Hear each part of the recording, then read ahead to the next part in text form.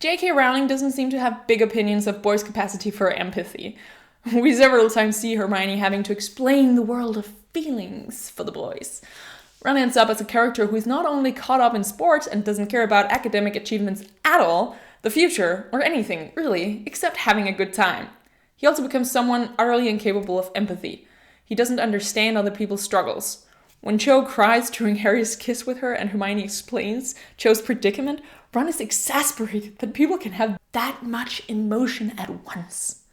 But Ron has plenty of emotion. Ron is a can of worms when it comes to emotion, probably more emotionally charged than either Harry or Hermione, perhaps even both combined. The whole issue with him is, of course, that he bottles it all up and he has a good time instead of dealing with the hard stuff. But this is just never addressed. It doesn't make it into the narrative. Ron's difficult relationship with his place within his family is not properly resolved.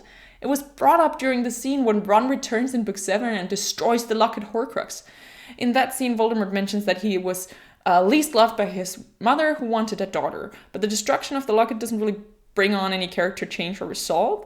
And in his further courtship of Hermione, he's like meek and obedient. And this is not to be misunderstood as like a man should wear the pants in a relationship, but merely that if you have a relationship, both should show resolve and autonomy and not be subservient to the other, whether it's the man or the woman. Another thing is that it's problematic that it seems that Ron's being misplaced in his family is sort of supposed to be resolved after the war when the twin is one of the twins is dead. I don't remember. Is it Fred? And it's like, okay, so now they learn to love him, but like, isn't it sad that it had to be resolved by one of the kids dying? I mean, yeah, you can go that route, but Harry Potter just isn't the kind of place to have that discussion, and it isn't discussed. So I find it problematic that it's resolved in that way instead of through, character development.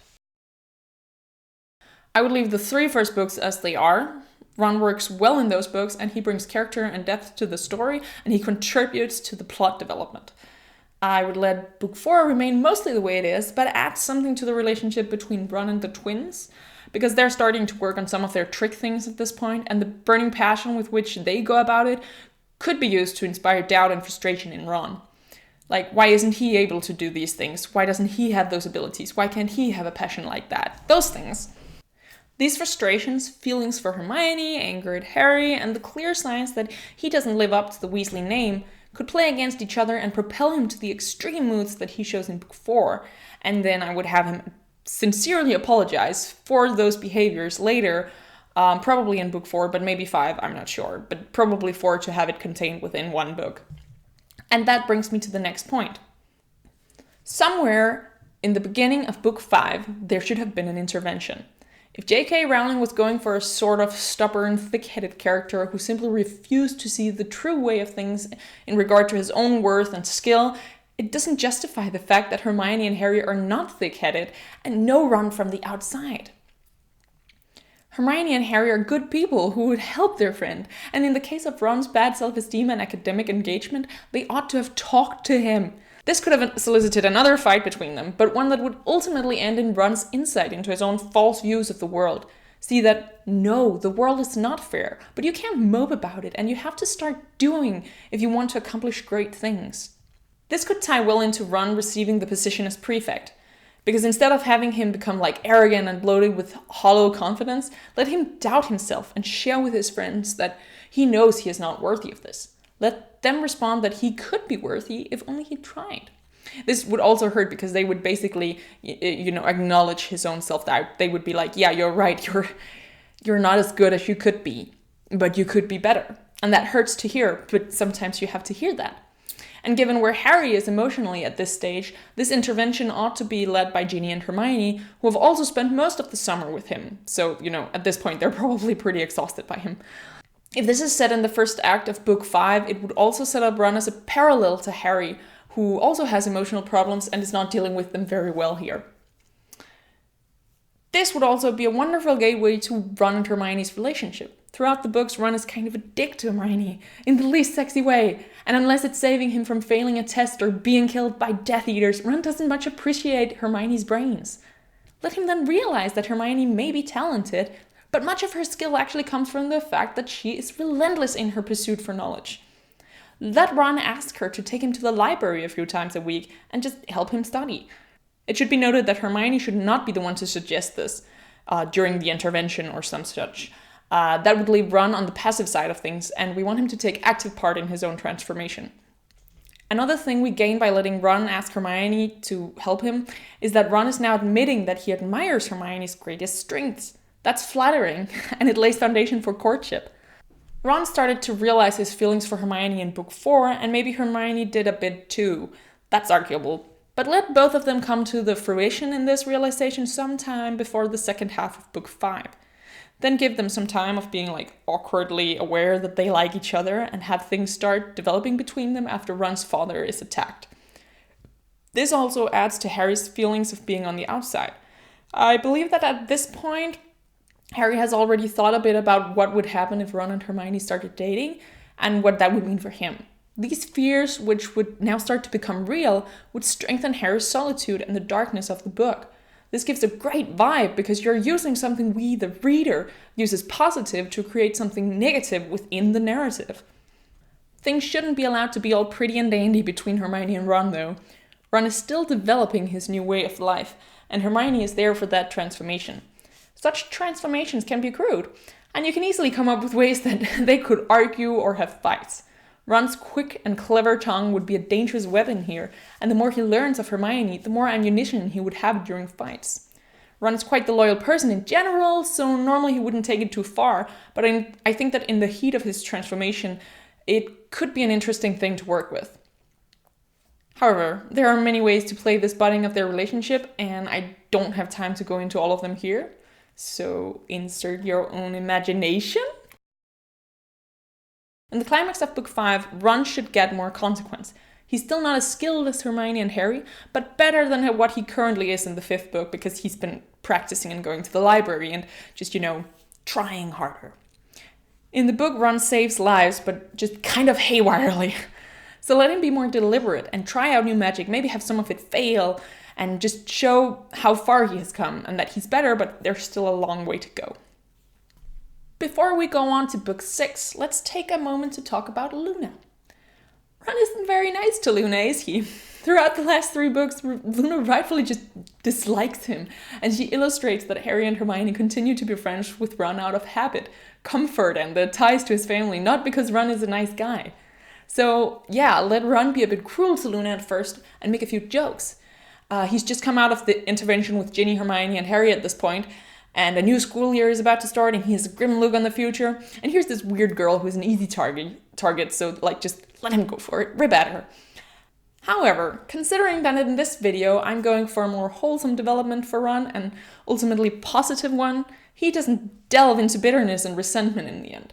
Instead, he comes to realize the unfairness of his position and the need for his own strength of character.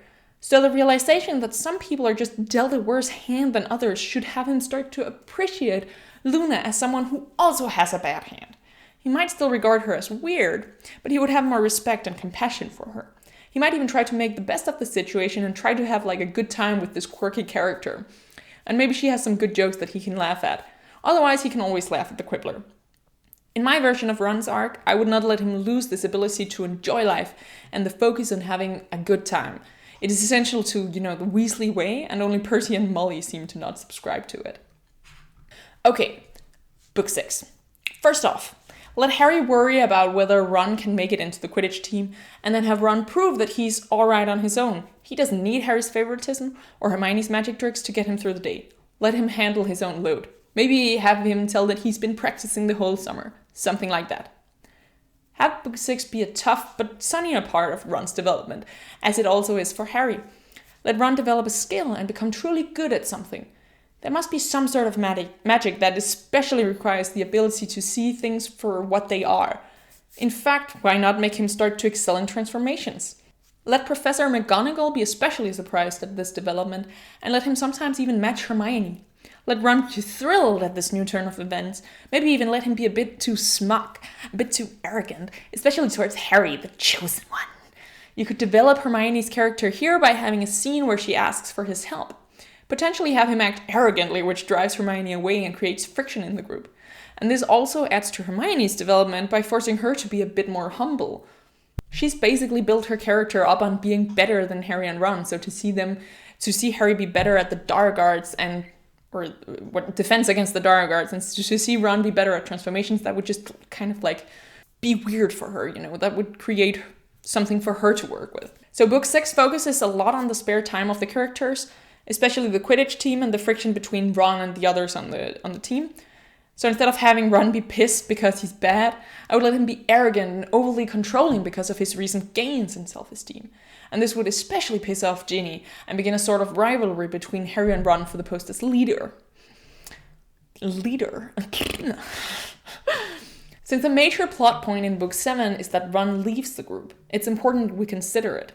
Ron has never before had such a sense of grandeur, but now he feels the possibility of becoming as great, or, who knows, maybe even greater than Harry fucking Potter. Now that he starts to consider himself worthy of being a Weasley, let him develop a new sort of patriotism towards his family. This, as well as a brotherly sense of overprotection, would drive him to his conflicts with Ginny in book 6.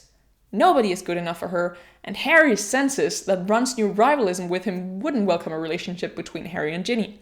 So due to this dynamic, it makes more sense that Harry would be so reluctant to admit his feelings for Ginny and risk his friendship with Ron. Then when Harry finally caves to his emotions and kisses Ginny, let there actually be consequences. Ron is pissed. In spite of all his efforts to escape Harry's shadow, the chosen one just got his sister. And while Ron acknowledges that he can't stop the two of them, he withdraws a bit from their friendship. And meanwhile, he and Hermione are having a rough patch, and Ron throws himself into studying transformations. Harry will try to resolve things and make Hermione and Ron make up, but it will seem hopeless. Potentially we could have Lavender Brown try to flirt with him, and at first he would find her attention nice, but then he'll realize that he misses Hermione. Maybe he'd go on a date with Lavender, depending on whether he and Hermione breaks up, but in any case he'll be too stubborn to apologize to Hermione yet. Eventually these issues would be resolved. Ron would come to see how much he cares for Hermione and for Harry, and that in spite of his jealousy and qualms, he needs them. This would maybe happen during the climactic battle when Malfoy lets the Death Eaters loose. Ron mans up and puts away his anger to help his friends. Afterwards, he declares he's been a fool and that he's sorry. If anybody's right for Ginny, it must be Harry. He then tells Hermione he was an asshole towards her, and Hermione hesitantly takes him back, demanding that things need to be different. However, not all is resolved yet. After this development, there is still this sense in Ron of being other. He knows Harry consoled Hermione while they were fighting, and he feels as though for a moment there Harry had snatched the two most important women in Ron's life. Ron starts to doubt himself again. Can he ever really be free of the mediocre lot in life that seems to be his? These thoughts develop during book 7, and the Horcrux makes it worse. Ron starts to show off more and become more frisky. He endangers their lives at one point, which again wedges conflict between the three. Hermione is caught in the awkward position of disagreeing with Ron's action, but still wanting to defend him against Harry's anger, which he rightfully harbors over Ron's actions. I would also have Ron attempt to keep his bright mood. He would fail horribly when wearing the Horcrux, and his jokes would spin into sardonic cruelty, but when he doesn't wear the Horcrux, he would be the one keeping the mood and energy up. He would start to seem almost bipolar. The mere cognitive dissonance that this creates in him would be enough to chisel away his recently built self-esteem. As in the book, this all collides in a final moment when Ron demands that Hermione follow him away from a quest which is obviously pointless and going nowhere. Why follow Harry, a leader who doesn't know what he's doing? But Hermione chooses the quest over Ron, and Ron leaves, assuming that Hermione stays because she really loves Harry. Hermione is heartbroken and furious.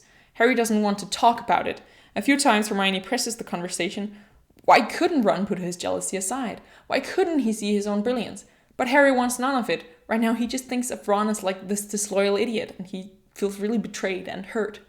When Ron does return, it is in much the same way as in the book, and when Hermione shows up, he does apologize and deliver that whole speech of light and warmth, and Hermione is huffed and treats him as he deserves. He takes this and shows respect and humbleness, but he never descends into obedience and meekness. And after his weeks back with the wizard world, he brings new intel that turns out crucial to the plot. Potentially he could be the one to propose going to see the Lovegoods. All of that are details. The important thing here is to show that Ron has grown. Through his actions from here on out, we sense a character who has a strong will and knowledge of his own self.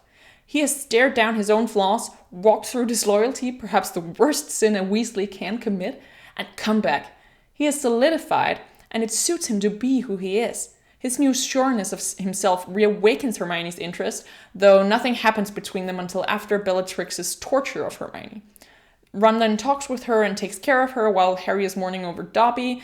Maybe he's even also taking care of Harry, like Ron would be the heart in this situation, and he would be like helping Harry getting back to considering their next moves. Hermione and Ron would then have a real heart-to-heart where Hermione explains to Ron that she likes him because he's fun, brave, and makes her feel good in a way that Harry doesn't. In the final battle of Hogwarts, Ron is the one to come up with the idea of the basilisk teeth. That is one of the biggest contributions to Book 7 that Ron makes. I would extend on this and include another character whom I feel didn't get the deserved development, Malfoy. Malfoy was always put up as Harry's antagonist, but indeed Ron hated him as much, if not more. Both are purebloods, but quite different in mind. It would be pleasing to have a kind of standoff between them, part magically and part verbally, and have the scene be crucial to Malfoy's final decision to retreat. Instead of Malfoy just slithering away, it would be great if Malfoy somehow saved the Trier, or maybe got the diadem, which he then gives Harry before he disappears out of the story. And this would give Ron a climactic ending and also a kind of triumph. His way of wizardry won over Malfoy's. With this character arc, the marriage of Ron and Hermione seems more realistic. Both are flawed characters, not very skilled in communication, so they would still have a lot of problems. However, in this version, they would have a basic respect and appreciation for each other's virtues, which has the potential of carrying them through rough times. The current relationship between Ron and Hermione simply isn't sustainable. It is unequal in favor of Hermione. She is smarter, but Ron doesn't appreciate it. She has huge potential and is even Minister of Magic in The Cursed Child. Meanwhile, Ron amounts to little more than a stay-at-home husband. This isn't to say that staying-at-home husbands aren't doing a great thing, but Ron wouldn't be doing it out of love for family or because it's his first priority and he wants to support Hermione in her career. He'd be doing it because he's incompetent at everything else. And to be honest, he'd probably also be partly incompetent as a father. Being a parent is a job that requires a whole lot of empathy, understanding, and willingness to forgive, all qualities that Ron lacks in the books. His bitterness over not being able to do anything else wouldn't help either. In my version, Ron would have learned empathy, understanding, and forgiveness. He'd also be a bright soul with a good sense of humor that will keep things afloat through the worst of times. He'd have learned to work hard and could understand Hermione's more serious tone and could respond to it in kind, but would also know when to force her into a lighter mood and remind her of life's cheerier sides. He would be a man Hermione could respect, someone with skills, strengths of character, and a positive outlook. What is in the original books a travesty of opposites could be a nuanced compliment. Suddenly, I find that Ron and Hermione are actually becoming a couple that I could ship. So what do you think? How would you have fixed Ron's character? And there are certainly many roads that you could have taken. So what do you think of my choices, and how do you feel about Ron in the canon versus this version?